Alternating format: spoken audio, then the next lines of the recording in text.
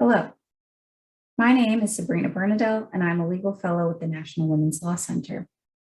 In partnership with Girls Inc., the National Women's Law Center hosted a briefing on the Ending PUSHOUT Act, or HR 2248, on Thursday, October 21st, 2021. Due to technical difficulties, the original introduction to this briefing was not recorded. So I'll briefly share why we hosted this briefing. Now, we all have a shared value that every child deserves an education, and even more literally, a seat in the classroom. But discrimination against girls of color and other traditionally marginalized students has led schools to disproportionately exclude them from the classroom through harsh discipline, such as suspension, expulsion, and even arrest. On October 21st, we gathered a panel of students and professionals, all experts, to discuss the Ending Punitive, Unfair, School-Based Harm That Is Overt and Unresponsive to Trauma Act, or the Ending PUSHOUT Act. Now, the Ending PUSHOUT Act is a step towards fighting the problem, or should I say ending federal enablement of the problem by providing resources to schools to prioritize student care over student punishment and criminalization.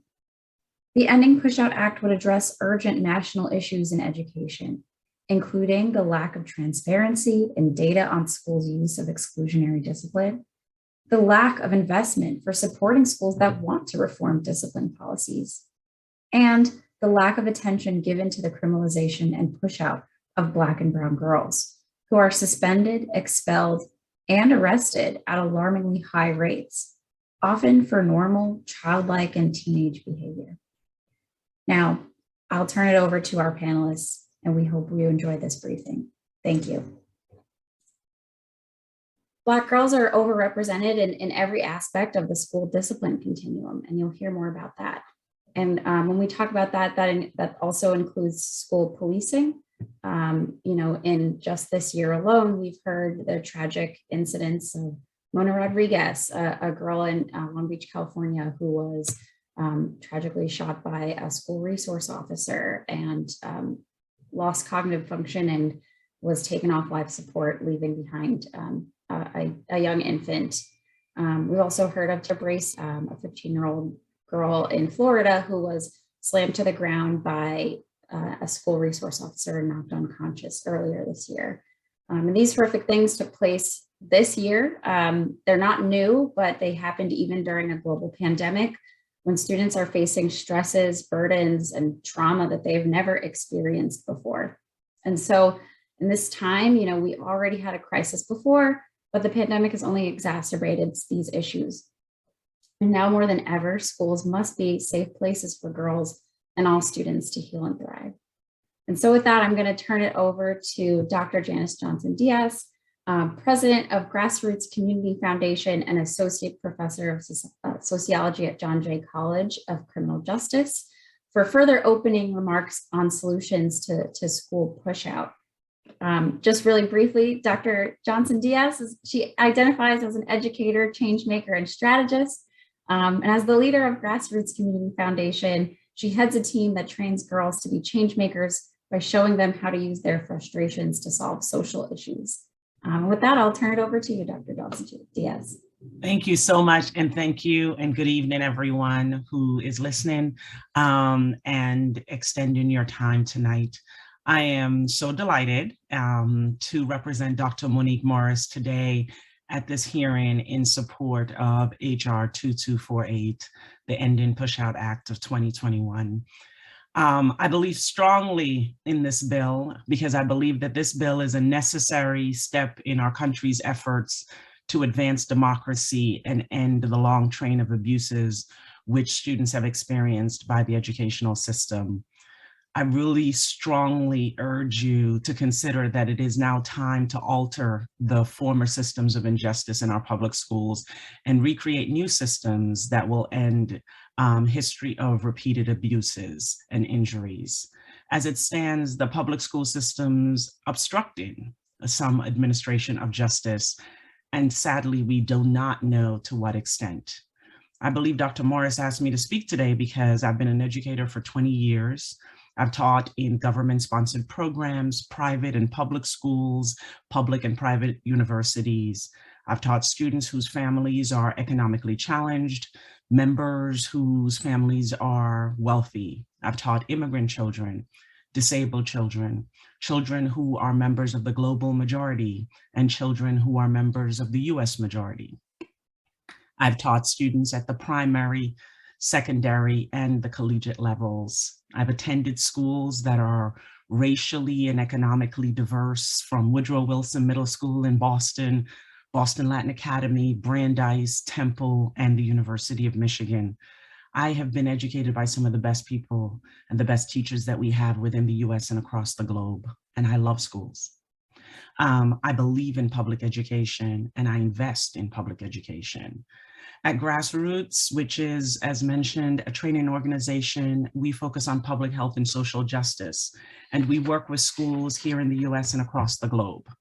I also am the mother of Marley Dias, founder of the 1000 Black Girl Books campaign, an effort to increase diversity in children's literature, specifically in the books assigned at schools.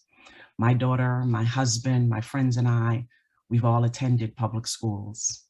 What happens or fails to happen in public schools have shaped us and shaped our lives. I've also witnessed the push out in practice. In 2020, I wrote a book called Parent Like It Matters: How to Raise Joyful Change-Making Girls, in which I share some of these details.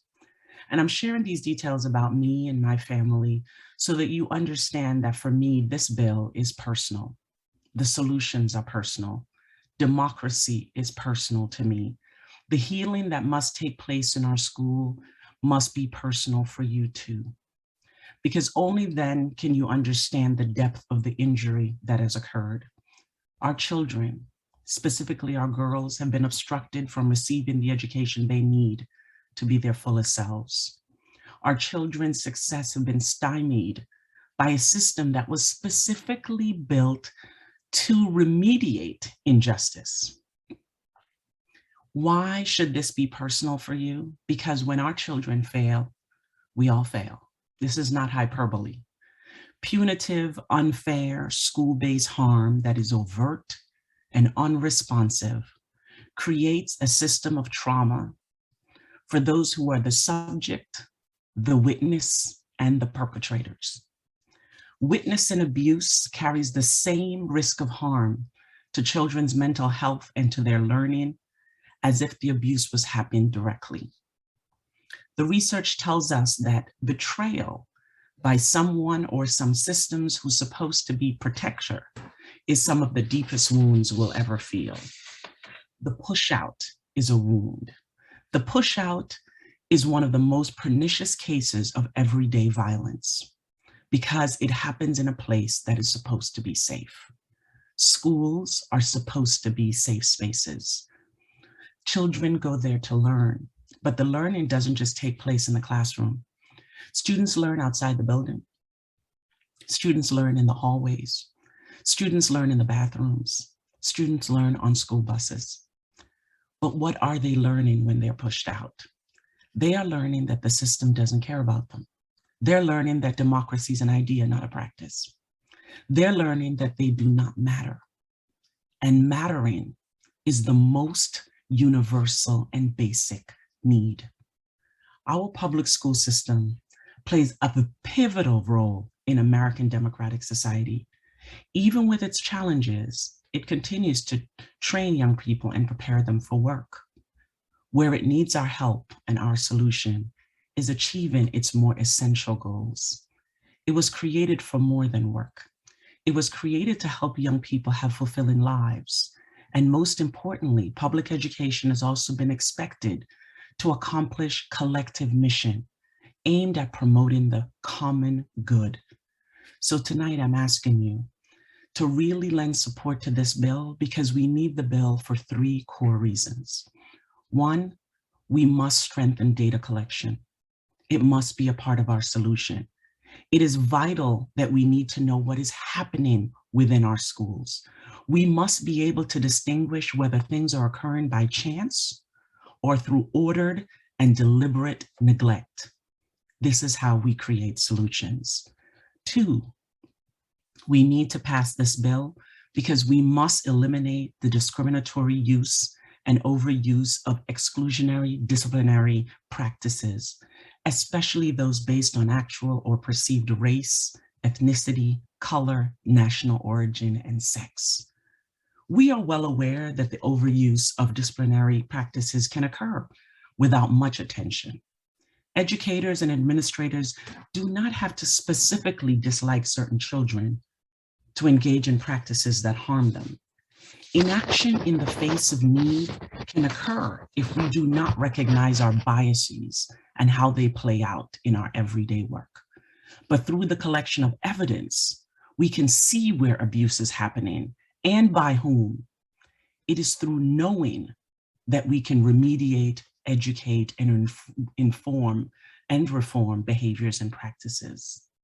Finally, we need this bill because it's imperative that we prevent the criminalization and push out of students from schools, especially Black and brown girls.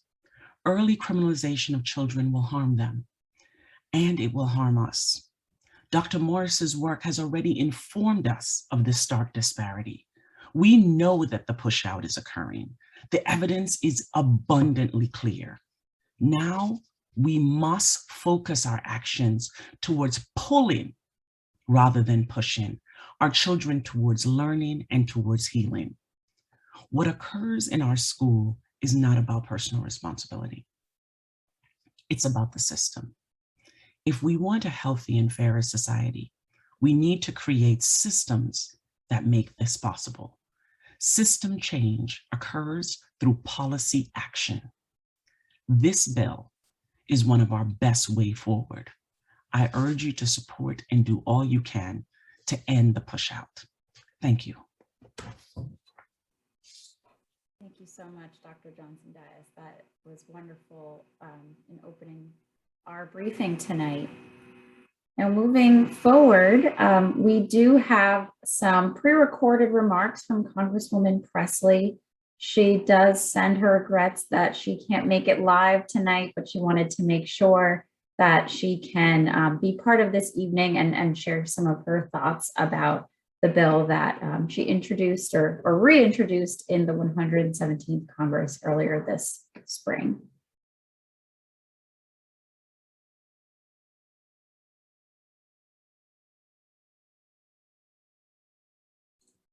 Good evening, everyone, and thanks so much to the National Women's Law Center for hosting this critically important briefing. And thank you to our panelists for sharing their expertise and their lived experiences tonight.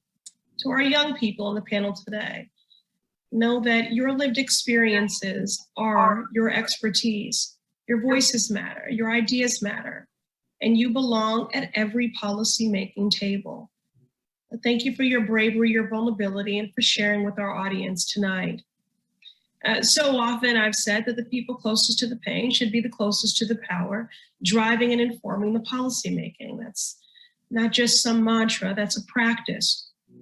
And my bill, the Ending PUSHOUT Act, is a testament to that practice, to the approach of people-centered responsive policy. And it was informed by my years of work in community dating back to the Boston City Council, where I served for some 8 years, and was the founder and chair of the Committee on Healthy Women, Families, and Communities. It was in doing that work that I first met my friend and my accomplice, my co-conspirator in the work of justice for Black girls, Dr. Monique Morris.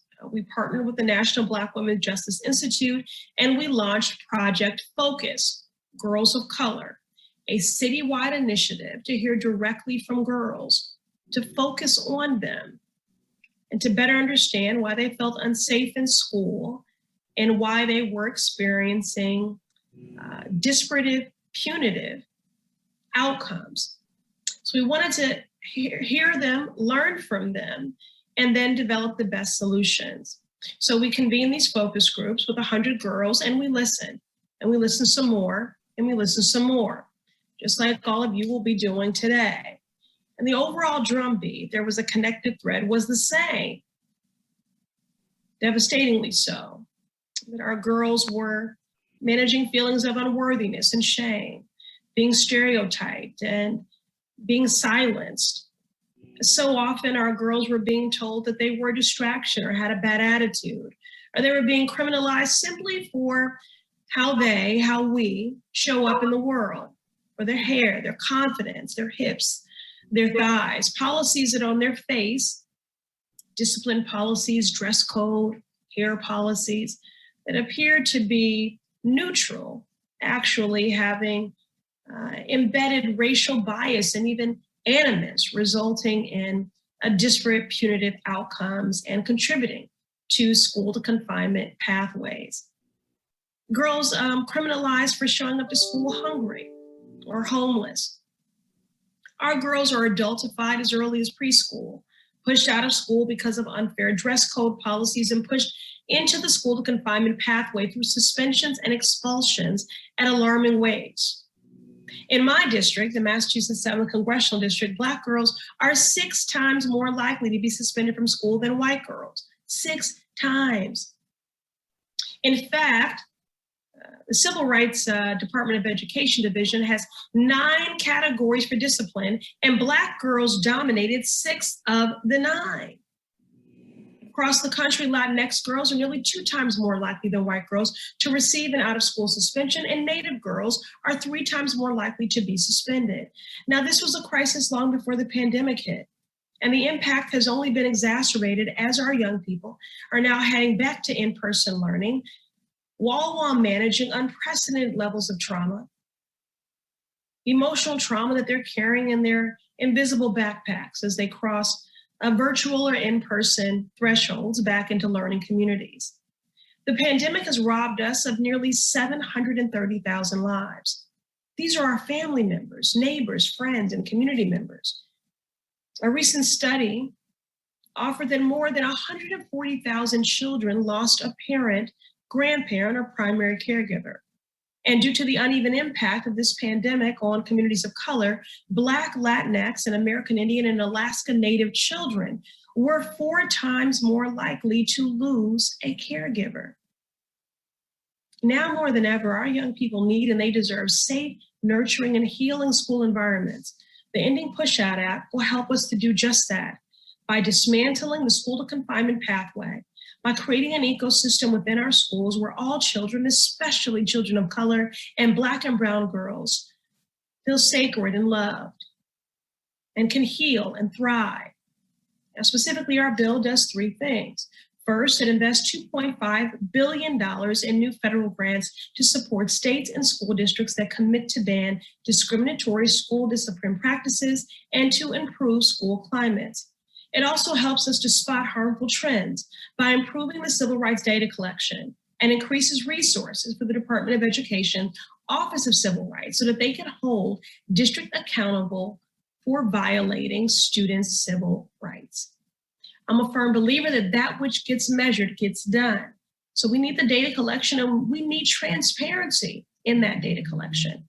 And finally, the Ending PUSHOUT Act establishes a federal interagency task force to end the school pushout crisis and to monitor the impact of school pushout on girls of color. As millions of our young people head back to in-person learning, we need to address this crisis with the agency that it demands and that our girls deserve. It is our responsibility as lawmakers to develop policies that intentionally work to make people whole. And that's exactly what the Ending PUSHOUT Act does. It invests in the health and the wholeness of our girls. And I think ultimately it will address the achievement gap as well.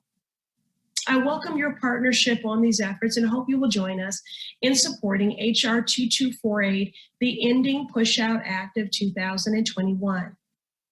The pursuit of justice and healing for our students can't wait. Change can't wait. Thank you.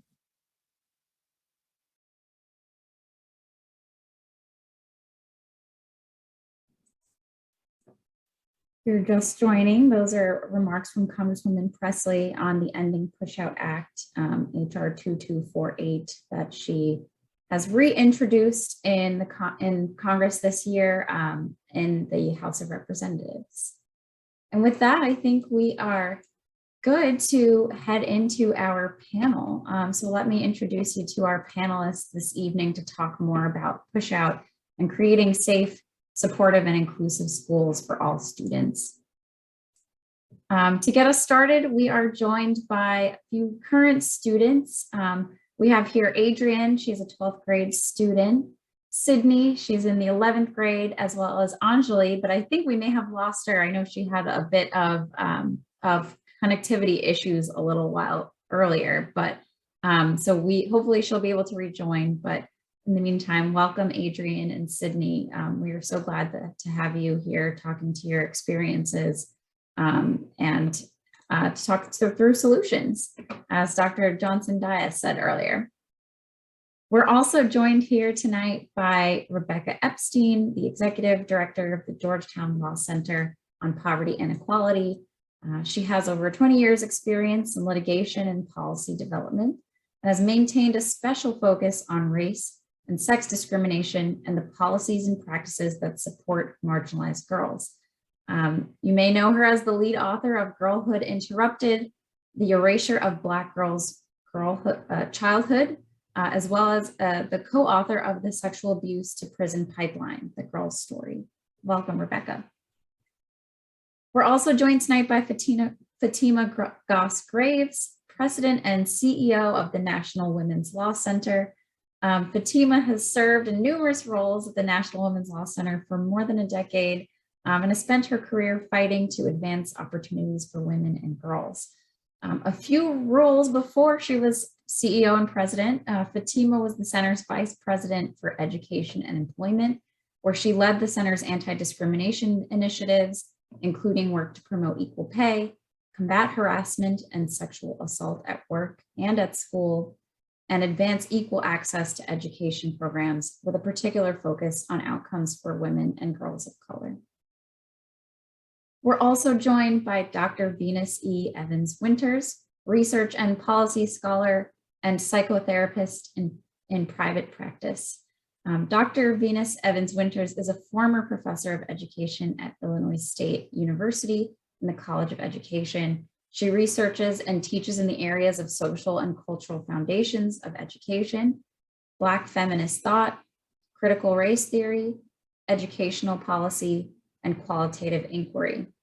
Dr. Evans-Winters is also a psychotherapist and certified clinical trauma professional who embraces resilience building practices throughout her work.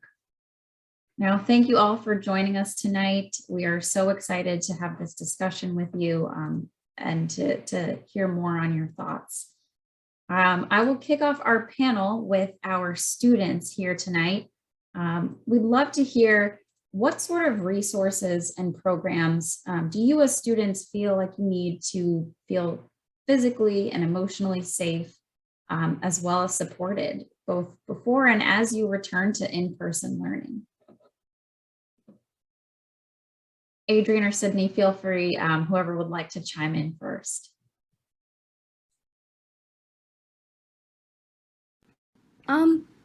I would say that one of the biggest things that's really important for students, especially right now, especially as we all get more conscious about like racial awareness and all that stuff, is like counseling.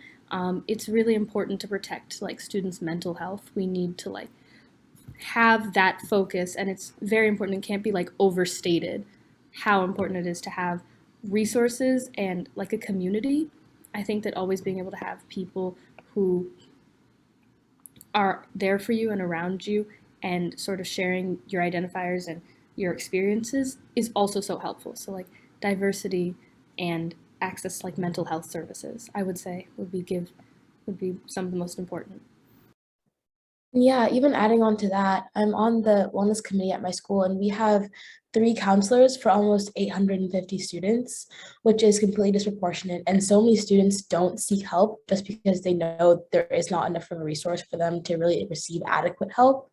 So I think just prioritizing mental health and mental health concerns at the forefront of all education is so important, because I think even though we all struggle with things on different levels, we all do genuinely struggle with our mental health at some point, especially as students. There's so many pressures put on us, both intrinsically and extrinsically, by the school, by our friends, by our parents, by outside expectations of ourselves. And I think prioritizing that is really important. And also, like Adrienne was saying, making sure that there are faculty at your school that you can see yourself in. That's always been really, really important to me. Having Black faculty, having Black female faculty that I can turn to, I can go to in times of crisis or times that I'm unsure. That's always been really, really helpful and really, really important. Absolutely. So being able to see yourself in the faculty in school, being able to identify with someone and talk to someone who has possibly have shared experiences. I think that sounds like what I'm hearing, and I agree. Oh, Adrienne, would you like to add something? See you. Oh, I just wanted to add also a way for students to feel heard and not like they're sort of not being taken care of. If you don't have a way to sort of say this happened and I don't know what to do about it, or I want something to happen, like treating bias as like an actual offense and not just something that you feel, like actually saying that it's not okay, or this is something that is inexcusable, like we do have measures to take care of that. So feeling that kind of support in the sense of like administrative purposes. Right. So feeling like when bias is reported, it's taken seriously, it's listened to, and there's some accountability for that. Fatima, I know that the National Women's Law Center, we often advocate for programs and resources that create inclusive schools for girls. Would you like to add any programs or resources in addition? Well, I mean, maybe I'll just reinforce what they've said, because what I heard really clearly is that, you know, especially during this pandemic, but really anytime your wellness and mental health is a priority, and that you're seeing your schools underinvest. I thought I heard a ratio of 800 students for one counselor. Was that right? For three counselors. Okay. So both for those three counselors, it is impossible for them to provide the care that they probably want to provide to young people in this really intense period. But for students who are looking for a wide range of support, especially as we have been re-entering school, which is a bit of a shock to the mind, the body, to all of the things.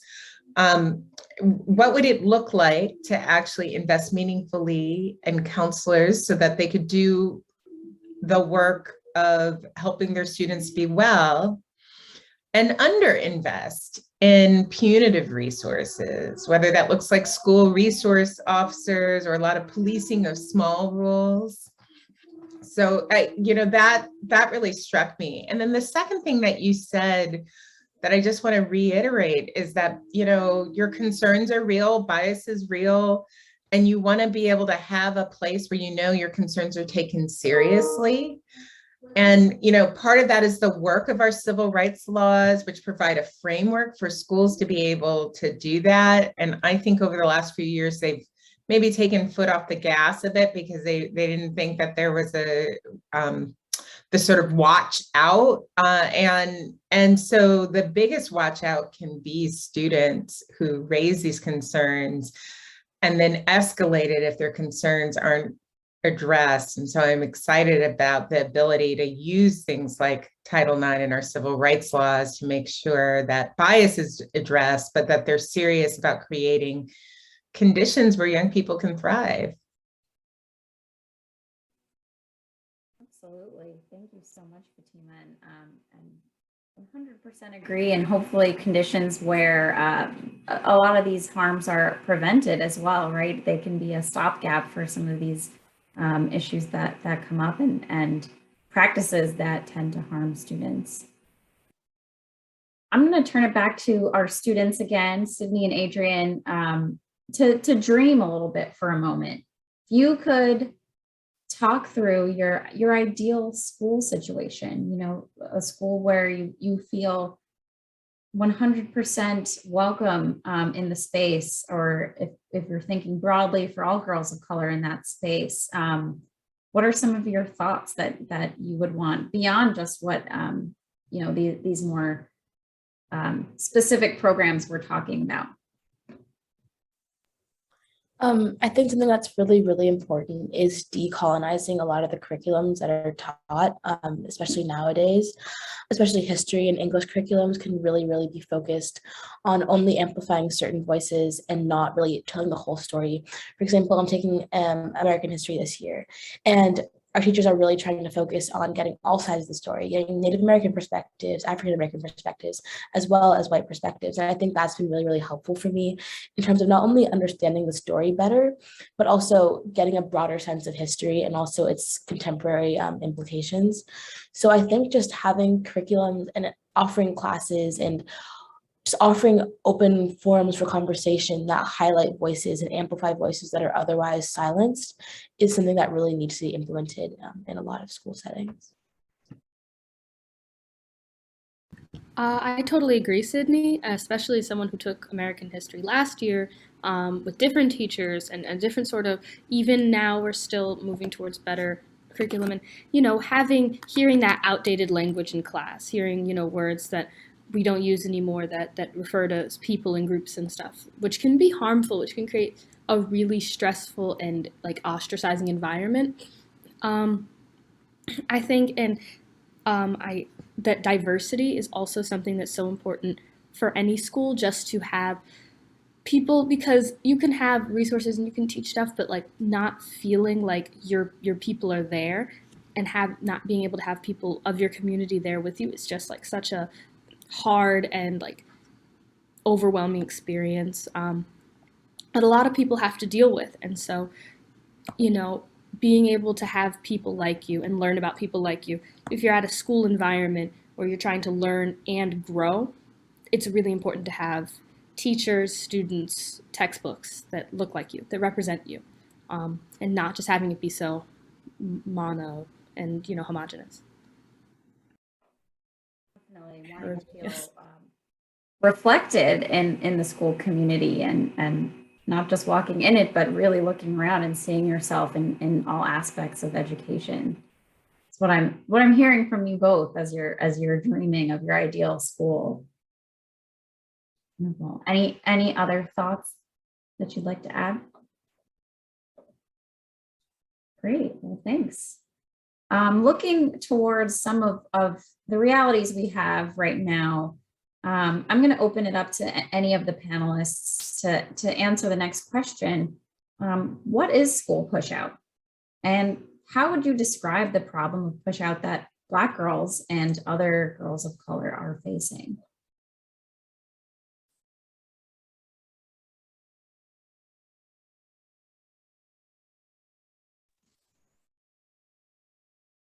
We're missing a big presence in answering that question because, of course, it was Dr. Monique Morris who not only popularized the phrase school pushout, but persuasively taught us why it's so important. Language is so important, and pushout is similar in my mind as a lawyer to the legal construct of constructive firing. So in the law, we recognize that when an employee quits or retires, it's not a choice when the workplace is so hostile and toxic that the worker must leave their job. It's the employer that is creating the toxic environment, and the employee did not have a choice. So similarly, when a child leaves school because of the hostile environment, they shouldn't be easily dismissed as dropping out. We need to shift the burden onto schools, which is where it belongs, for creating toxicity that effectively push children out so they feel like they must leave.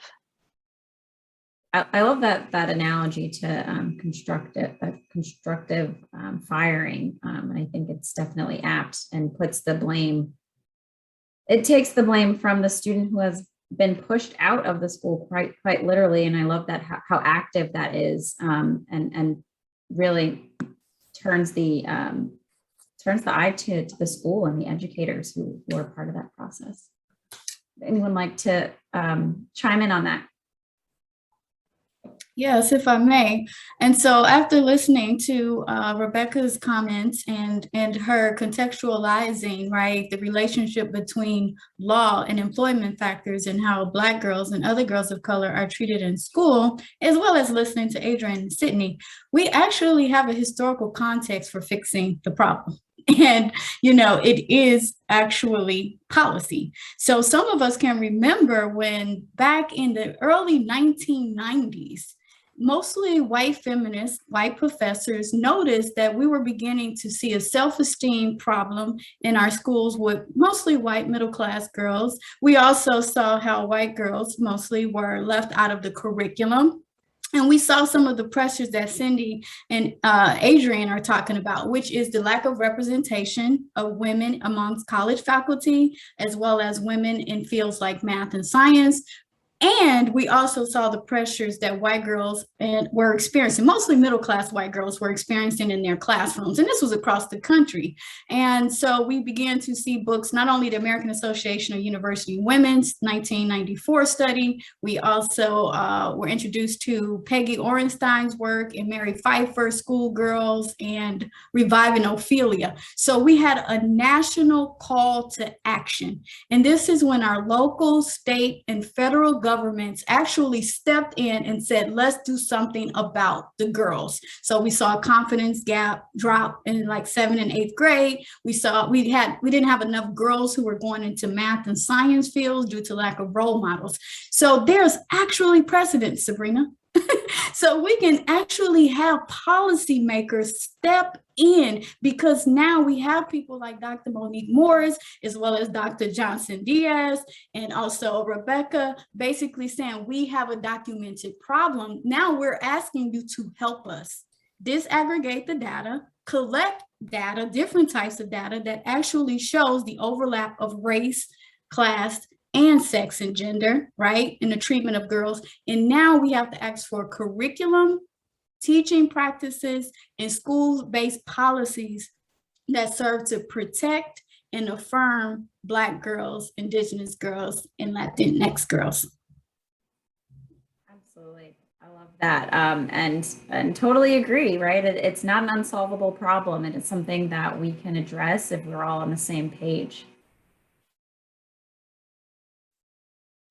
I just want to add that I think one of the strengths of the bill is one of the major strengths is the push-in for data collection, because so much of what we have expressed around issues of inequity have been characterized as personal feelings, dislike for, personal responsibility, bad actors, very individualistic information.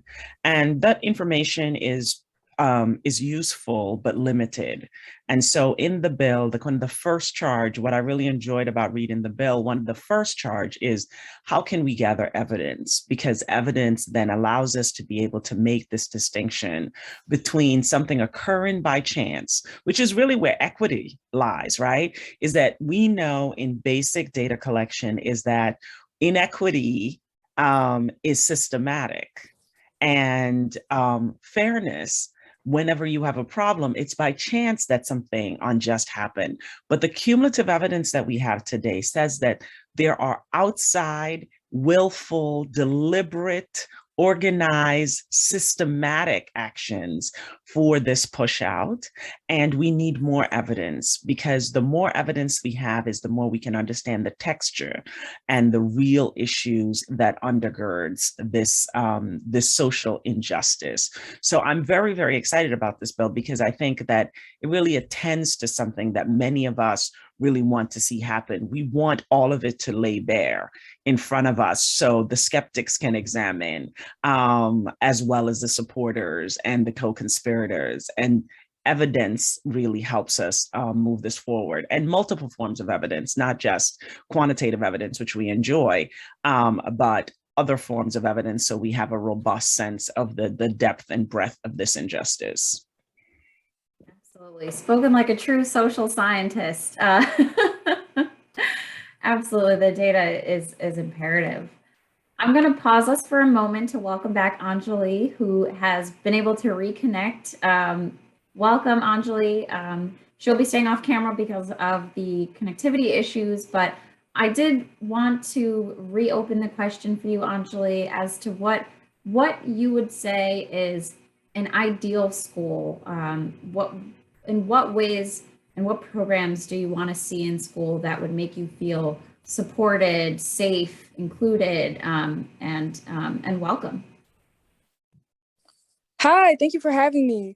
Definitely one of the main programs that I would love to see in an ideal school is an expansive mental health program. It would need to be comprehensive, and we would definitely need to expand our administrative infrastructures to not only include psychological help that goes beyond just school counselors and helping you get ready for the next step in your academic career, but also teaching and at least uplifting student voices, especially those that are traditionally marginalized, to really make the changes that they want to see in their school community. Cultural competence programs is paramount. I know that in my school, I'm working closely with my superintendent to make sure that we have cultural competence training for all of the teachers and all of the administrators. And that's a change that I would love to see worldwide. This is a big issue. Anjali, thank you. I didn't want to overlook this. I thought about it. I went into my role as a policy and research professor, but let me speak to what Anjali and Sydney and Adrian is talking about, because I think this is imperative to this bill. Data collection is very, very important, but one thing that we're learning in the field of mental health, clinical therapy, those of us who work with young people and people across the lifespan, right now we're in the middle of a mental health pandemic. We're definitely, for a long time in this country, we've been in the midst of a racial pandemic coupled by educational inequality. And so that spills over. And now there's more than enough research to suggest that Black girls and other girls of color are actually being hit the hardest with this pandemic. Now, we had a mental health crisis already on the rise, but now, as Fatima has outlined, it's just exposing some of these inequities. And what the girls are telling us now, it's not only exposing the inequities as far as mental health, but also who's being impacted and doesn't have access to resources. So many of the students here, of course, have access to mental health counselors, say on their campuses, whether it's high school or college. But what we don't talk a lot about is culturally responsive resources, right? So we see a shortage, but what is it that our students need? They need counselors, they need clinical social workers, they need clinical mental health professionals who look like them and who understand their culture. So what's happening is we're asking our girls to persist and exist in not only oppressive school conditions, such as those that are by, Congresswoman Pressley, but now we're also asking them to ignore everything that's going on around them. So now we're looking at multiple forms of trauma, or what we call complex trauma. So what is the role of educators, school policies, school-based policies, and administrators helping to mitigate our mental health crisis that's occurring among Black girls and other girls of color, but also to alleviate and provide them with the resources that they need. And I think that should be a part of this bill, because we don't know the chicken before the egg. So are the schools inflicting this harm that leads to mental disease or mental illness or unbalance? Are the students who are coming in existing mental health conditions being further harmed by oppressive school conditions? Absolutely. And Dr. Evans-Winters, while we're on that train of thought, I'd love to ask you, with the trauma that students already hold and have held in schools, how has the pandemic impacted this? And how does what they've experienced this past year, trauma, grief, how does that affect students in school? That's a really good question. So in reality, the data is still coming forth as it relates to, Black girls and girls of color and the impact of the pandemic on their overall health, physical, educational, as well as psychological health. And we're very specific. We try to make a distinction between, say, trauma versus short-term depression, anxiety. And so what we're seeing is that, and I love this data, it recently came in from A Long Walk Home. It's an organization in Chicago, and they did that, right? Right, Dr. Janice Dias, they did that. So that data, that preliminary data, it shows us already that Black girls served as essential workers, you know, in their communities. They also were required to still do online schooling with little resources and support from their local schools. We also have indication that they were the caregivers of younger siblings or even elders or even those who were sick. And I think what's interesting too, that it didn't only show the negative adversity that girls of color were experiencing during the pandemic, but also how they coped, such as the ability to talk to other youth even when they could not convene, engagement in art. We also saw, now this can be a negative adversity or a positive childhood experience. We also saw that they participate in organizing work, right? And so we know any sense of agency is really, really good for any human being, but we also know that it took a toll on many of our girls of color as they were grappling with, you know, the violence, you know, state-inflicted violence against Black people, including they were fighting for justice for Breonna Taylor and George Floyd. So think about it in that context. And so imagine you are told, sit down, be still, but go to work and learn and go take care of other people, right? And so we're talking about resiliency fostering factors that can be a double-edged sword for our girls of color. Absolutely. It's even more important now than ever for schools to be responsive to that, as opposed to reactive to that, which we know can amount to discipline and further push out. I'm going to take us a step back a second and pose this question to Rebecca, you know, to talk us through, you know, how big is the problem? What are the rates of exclusionary discipline and interactions with law enforcement, school law enforcement, if you have that data, that Black girls face? The evidence is really clear. It's been clear for a long time, and the trend is just staying the same. So action really is needed. Our office analyzed the civil rights data collection by the Office for Civil Rights at the Department of Education, and we found that in the most recent year for which data was collected, which was 2017 to 2018, Black girls ran over 4 times the risk of white girls for getting an out-of-school suspension and almost 4 times white girls' risk of being expelled. They ran 3 times the risk of getting arrested at school and twice the risk of being restrained compared to white girls. And the widest gap came in the risk for transfer to another school for disciplinary reasons. Black girls were over 5 times as likely as white girls to experience that very jarring form of trauma in one's life, to be forced into another school. And I would emphasize that while the gaps are largest for Black girls, all girls of color are experiencing these categories of discipline at wildly disproportionate rates compared to white girls. And when it comes to Black girls, the gap between Black girls and white girls' discipline is actually wider than the gap between Black and white boys' discipline. So we talk a lot about boys of color, as we should, but we need to focus on girls of color as well, because it's clear that the intersection of race and gender is uniquely affecting their experience in school. And because of bias, it's causing harm. As far as interactions with the police are concerned, there's a lot of data showing that police in schools make all arrests go up, citations go up, referrals into the juvenile justice system go up, and it's always Black girls who are most disproportionately harmed by those incidents with police. Police in schools, of course, militarize the environment and they escalate the consequences for what's really adolescent behavior. And in our research, which I did with Dr. Morris in the South, we found that police told us they weren't trained in adolescent development. They weren't trained on gender responsive issues. They certainly had no training modules on interacting with girls of color. And when that happens, and police are in our schools reacting to dress code and hair code violations, you're seeing the elevation of what at worst is adolescent behavior and at best is not misbehavior at all. It's just being.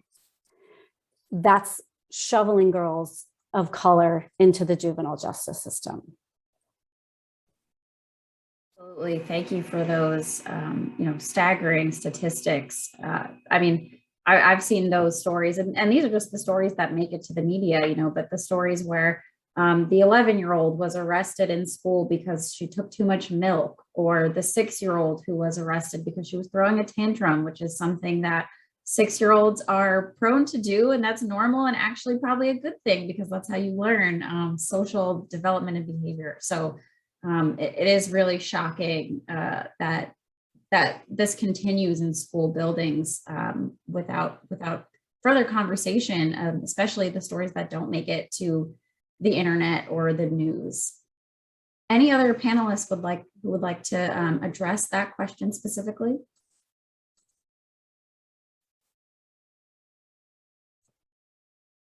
The rates of exclusionary discipline. Sorry, I should maybe just reiterate. The only other thing that I would say is that the reason we have this information is because of the data collection that the civil rights data collection, which has been so important, an important grounding. So at this point, you can't either run a significant school district in this country or run a school and not understand that backdrop. And the question is, what are they going to do about it? Right? We have all the data we need. And we also have a lot of information around alternatives to the practices that lead to excessive punitive discipline in schools. It may not currently be on the Department of Education's website in this very moment, but there was a lot of well-worn work around best practices to actually promote healthy schools, healthy relationships, and healthy practices in schools and as alternatives to disciplines. So schools have some models to dig into. And then the last thing that I want to say, because I want to bring it back to the young people who have been so kind enough to give us the gift of their personal experiences today. And they aren't out here saying the thing that makes me feel safe in school is the school security officer. This thing that makes me feel well are rules about what I wear to school every day. The thing that makes me excited is really understanding that I can't wear a head wrap because that opens the chance for me to learn. And if schools take the opportunity to really hear from people in their school about what does it look like for this to be a place where you can thrive, and how can we support you in this really difficult time, we can have a very different conversation from the one schools have been having historically. And I would just add, go ahead. No. So I think that Fatima just really hit something that I think is worth repeating, especially with what Adrian and Sydney began with, which is if you have a school with 800 young people and 3 counselors, then the counselors themselves cannot actually do their profession. The thing that they enter it, teachers everywhere are entering a profession that doesn't pay very well, right? So we can think of the educational system in its best light. People entered it because they wanted to do good. We could think of that. And then something happens when they enter those spaces, right? And I think one of the difficulties that we have is sometimes forgetting that the mega messages really make their way into the implementation and the operationalizations of schools. So one of the mega messages that young people don't know nothing. That young people are not well informed. Their point of view are really secondary to adults. And that's for all young people, regardless of race, class, right, gender, sexuality.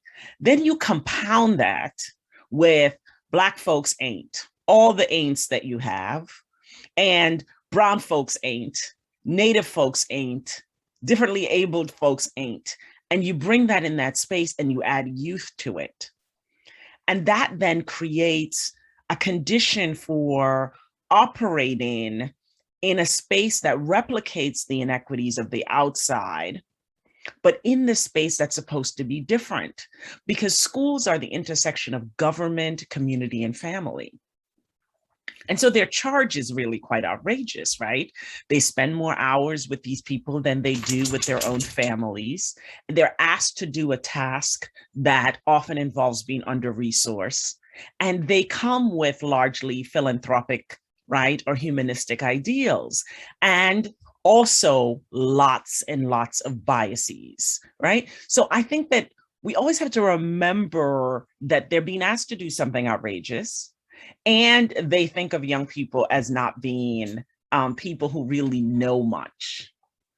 And one of the things, the opening sentence was that Representative Pressley said was, remember that your experiences are also a form of data and of knowledge. This, I think, is not what schools have really taken as a truth.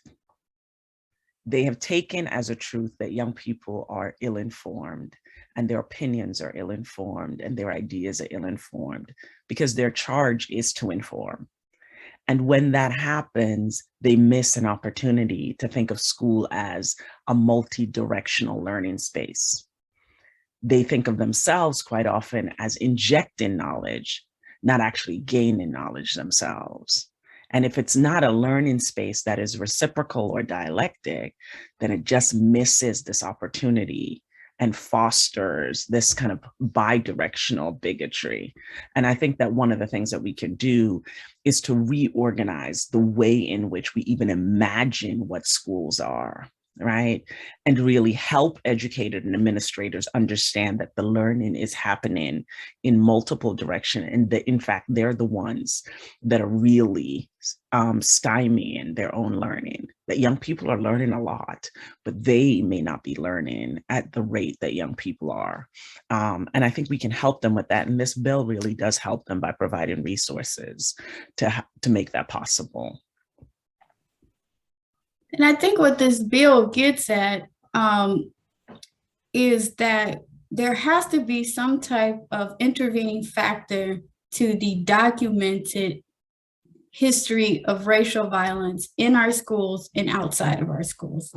So I think that Dr. Johnson Dias is right on, she's right on when she says, let's acknowledge that we do have an implicit bias problem in our schools, and we have a white supremacy and racism problem in our schools. And to Rebecca's point, we also have a problem with sexism in our schools, right? So some of our policies are draconian. Now, interestingly enough, from a psychological perspective, from a social work perspective, from a parenting perspective, right? Many of our resource officers, police officers, they are not trained, they're not educated in child development. They're not, educated in adolescent development. Many of us here have teenagers and we're learning as we go. It's only so much a book can teach you, right? And so if we bridge all of this together, what happens is we fail to see Adrian and Sydney and Anjali as developing human beings. When I see Adrian, Sydney, and I saw Anjali earlier, she's not on camera now, I see possibility. I see hope. I see the future of our democracy. I see the future of my people, of my culture. But everybody is not going to see that in them, that possibility. And so when I come in contact with them, I start from where I was as a child. I was them. Now it's interesting because the student representatives that we have here, they are our ideal students. They are the ideal citizens in our democracy, let's be honest. And if you look at me and others around the grid, it wasn't always like that. I come from a working class family. I was that girl in school. I kept my name on the board.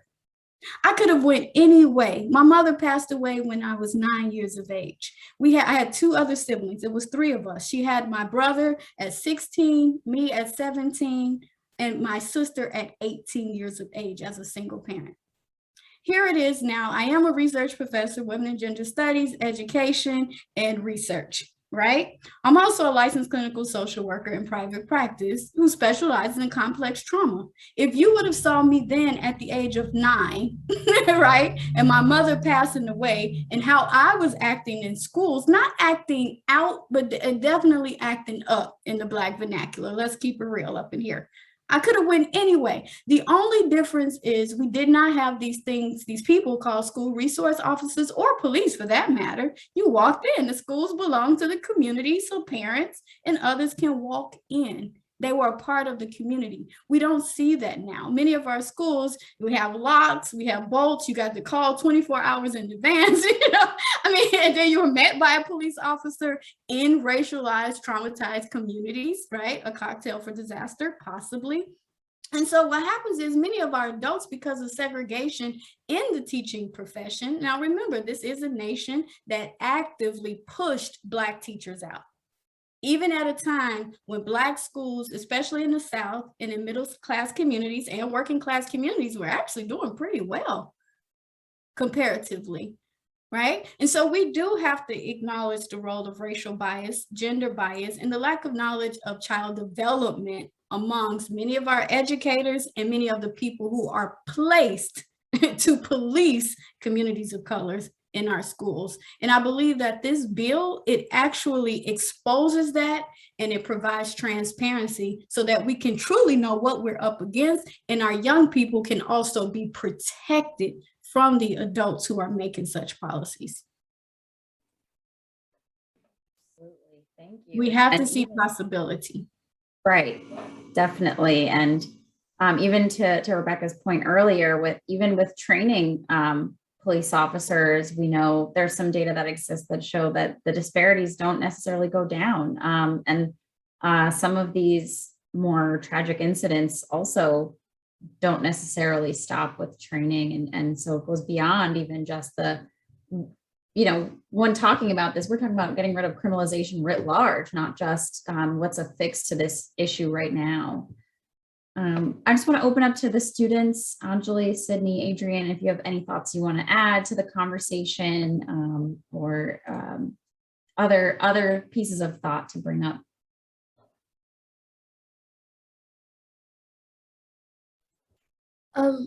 I think what oftentimes goes completely overlooked are the kind of small things or the microaggressions or the things that are like slowly kind of tearing away at you being a woman of color, especially being a Black woman.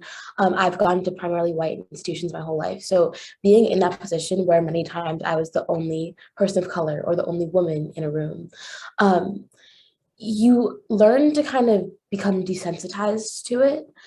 You learn to kind of adapt and grow and feel as if, oh, it's normal that I'm passed over when someone asking a question, or it's normal that my perspective isn't always valued or regarded with the same amount of respect as someone else's. And I think what I've realized, especially recently, is that we shouldn't be forced to feel like that, and that we should not grow desensitized. We should not allow ourselves to grow complacent with this. But instead, like Adrian was saying, we should feel empowered instead to make change in our own administrations.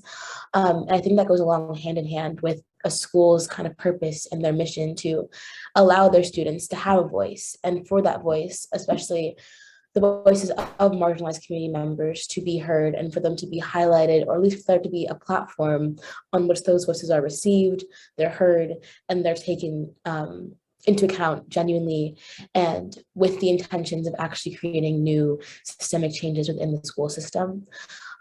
At my school, at least, I know we have a one-strike policy, and that goes for all use of drugs or alcohol and sexual misconduct. But on more than one account, I've seen white students get away with this. They've had their one strike, they've committed something that goes against the major school rules of the school, and yet I see them in class the next day. When on the other hand, I have my Black friends. I've had 2 friends, I think, over the course of my 3 years at the school that have been kicked out due to this policy. And it's a disparity in respect, it's a disparity in resource, and ultimately it's a disparity in how the school views us as a group of people. And I'm learning right now, even I'm very much still learning how to do this, but I'm learning the ways that I can kind of take charge, and I can put myself and help my other students of color, like my other fellow students of color at the school. I can put us in positions to have our voices heard and to help the administration and those who are at the top realize that these injustices and these systemic problems aren't being swept under the rug, but instead they're being noticed by the whole community. And what the administration does in a school speaks volumes to its students, because we come to a school to learn. We are told that we come here to receive an education from those who are smarter than us and have wisdom and things to bestow upon us. But when you see people who are blatantly racist and who don't really have much regard for the way you are treated both in and outside of the classroom, that makes it hard to feel respected and to reciprocate that respect in a learning environment. So I think it's just really, really important that at all schools, students, especially students of color, feel empowered and feel as if they have the power to make legitimate change. And also that we are constantly aware. I know we shouldn't have to be, but that we are constantly aware and that we're constantly remaining vigilant, because if no one else is going to make the changes if it's not us. We are the people experiencing these problems, and we're the ones that have, I guess, the most genuine and most real perspective on these problems. So if anyone is going to speak up, it should be us, and we should feel as if we have the power and the authority to do so. Absolutely, Sydney. And I think it really rings true to what you said earlier about having folks be part of the conversation, right? About what are the policies and practices that schools can take on after talking to the community and hearing what you all want to hear. I think, or hearing what you all want to see done. And I think you brought up a really interesting point. And we don't have to go too much in depth about this, but about zero tolerance policies. Your one strike rule, that's a zero tolerance policy, a policy where you get the consequence no matter what. And we have seen, the data shows that zero tolerance policies too disproportionately impact students of color across the board. And you just gave a real example of that. And so this is another thing that the Ending PUSHOUT Act would address, as well as trainings, providing resources for trainings so that your teachers can identify when implicit bias is being acted on or manifesting in the classroom and things like that.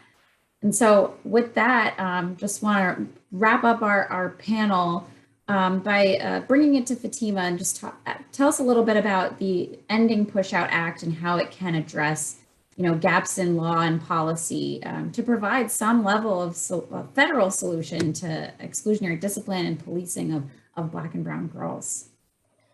Well, I'm left inspired and motivated by all of you who I consider from this day forward and beyond my partners in the work to get this done.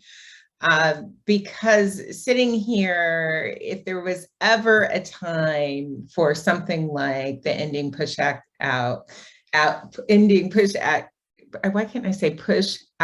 Act, it is now. And it's now because the sorts of resources and supports it would drive into schools and the attention that it plays to the well-being of young people and the transparency around data will be good for the Black girls who are disproportionately experiencing harm in school, but it will be good for all students. It is, in my view, a student rights and student supportive bill. And that is true in the information that we will have for which to be guiding our policy decision makings, sort of big P and small p, the small p at the school implementation level. That is true in the types of all too common rules that end up having students trapped in unfair discipline practices. And I did want to say a little bit of an additional thing about zero tolerance. Sometimes people get confused because it is okay as a school to say, we won't tolerate discrimination in our school, or we won't tolerate harassment in our school. You can have that rule. And then the question is, what happens if it's violated?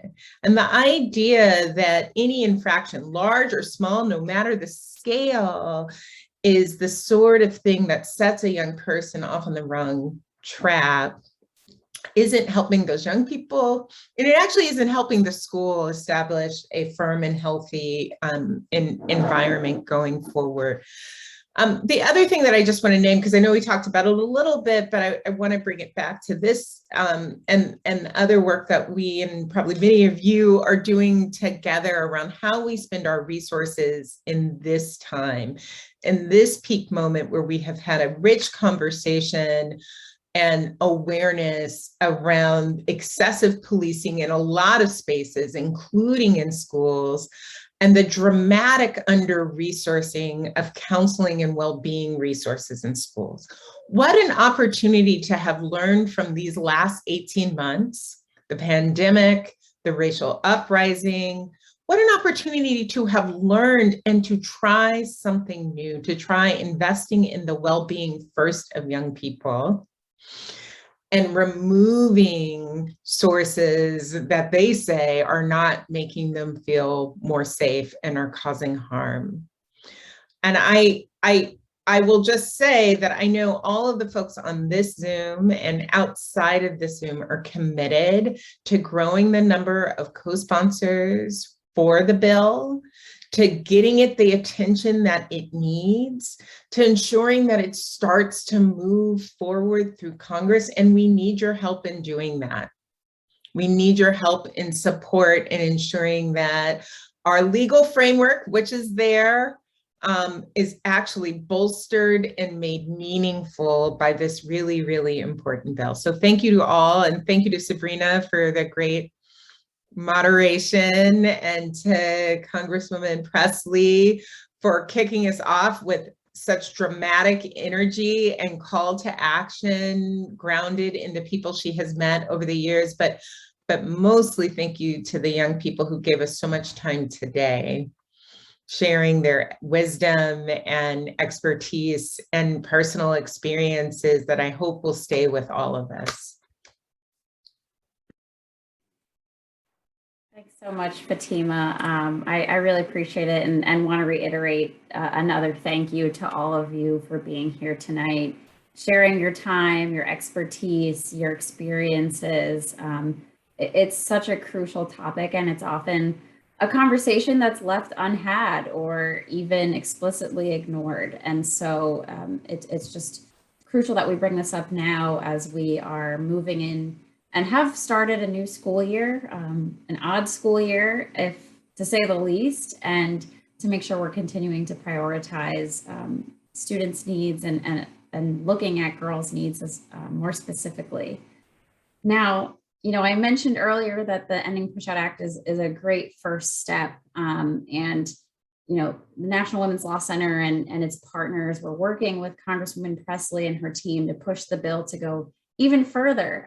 You know, there are things we want to see that we didn't dream were possible maybe before, and now see an open doorway to move forward. And, you know, with that, we are hoping to get increased co-sponsorship in the House of Representatives, a Senate companion bill that matches it in the same, and we'll hopefully be able to move this bill forward to the next stages of the legislative process. So we really appreciate that. And just want to do a plug about a broader suite of federal school discipline bills that are out there. I encourage you to follow our coalition partners as they move forward with this suite of bills. For example, the Counseling Not Criminalization in Schools Act. There's actually a briefing next Wednesday, October 27th at 1 p.m. Feel free to join. It's a public briefing, and where they'll talk more about that bill as well.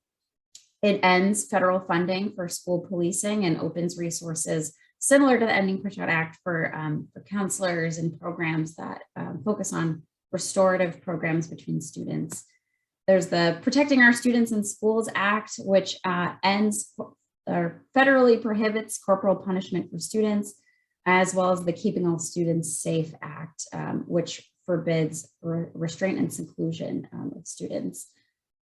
And yeah, I said, you know, it's an exciting time to see these bills move forward, and to see further investment in schools and in prioritizing care over criminalization, and naming the unique discrimination, as in tonight, that girls are facing. And so I want to thank you all for being here, for talking to that, for providing us a language and a broader discourse about the issue. And we hope to see you out here in the work together. All right. Thank so much. Thank you. Have a great night. Thank you. Thank you all very much.